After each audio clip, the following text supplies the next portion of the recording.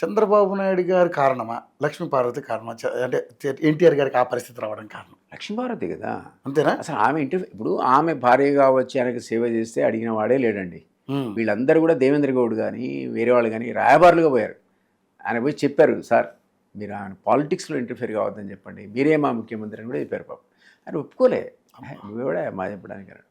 వీళ్ళంతా ఆయన ముందు పిల్లలు కదా. కానీ ఇప్పుడు చంద్రబాబు నాయుడు వెన్నుపోటు పొడిచాడు.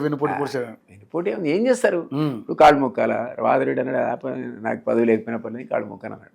ఒక్కళ్ళతో ఒక క్యారెక్టర్ ఏంటి, వాళ్ళైతే మామూలు లీడర్స్ కారు కదా, కొంతమంది పెద్ద లీడర్స్. దేనికి అంటే మండ వెంకటేశ్వరరావు చాలా నిజాయితీపరుడైనటువంటి ఆయన ఇక్కడ నిజామాబాద్ డిచ్పల్లికి ఎమ్మెల్యే ఉండేవాడు. ఆయన కూడా ఆ క్యాంప్ను వదిలిపెట్టి ఈ క్యాంప్కి వచ్చాడు. ఆ క్యాంప్లో 5-6 మిగిలారు, ఇంద్రారెడ్డి ఇంకా అట్లాంటి వాళ్ళు మిగిలారు. ఆఖరికి వాళ్ళు కూడా వదిలేసిపోయారు. ఎవరో గ్రంథం గురుమూర్తి అనే అడ్వకేటే చివరి వరకు ఉన్నాడు లక్ష్మీపార్వతి దగ్గర, ఎవరు లేడు ఆఖరికి.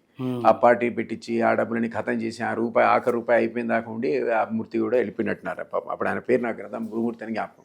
చివరిగా ఆమెను వదిలిపెట్టిపోయినవాడు ఆయన ఒక్కడే. అట్లాంటి అంటే అనేది ఆ సిచ్యువేషన్ ఎవరి వల్ల వచ్చింది? అట్లా గొప్ప నాయకుడిని పాపం షాడో చేసింది. షాడో కదా, మరి దారుణం సార్.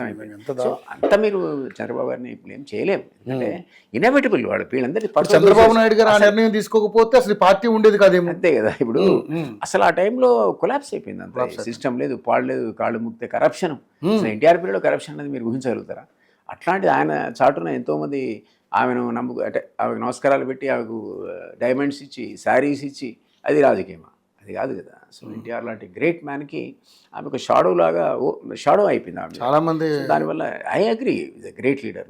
ప్రజల గురించి పరితపించిన హృదయాల్లో ఎన్టీఆర్ గారు చేస్తున్నాడు, కాదనడానికి వీళ్ళేది. కానీ వీళ్ళకు కాన్ఫర్ట్ సిచ్యువేషన్, వీళ్ళు ఇక వాళ్ళ పక్కకు వెలివేశారు. వీళ్ళని తెలుగుదేశం పార్టీలో ఉన్న నేతలను వెలివేశారు. అసలు అదో గ్రూపు ఇదో గ్రూప్ ఏం చేస్తారు వీళ్ళు మెజారిటీ అయ్యారు. సో చంద్రబాబు నాయుడు అయితే పార్టీని లాక్కోలే రాకుంటాడు. ఇప్పుడు వీళ్ళు మెజారిటీ అయిపోయారు, ఎవరు తిరస్కరించబడ్డ వాళ్ళు మెజారిటీ అయిపోయారు.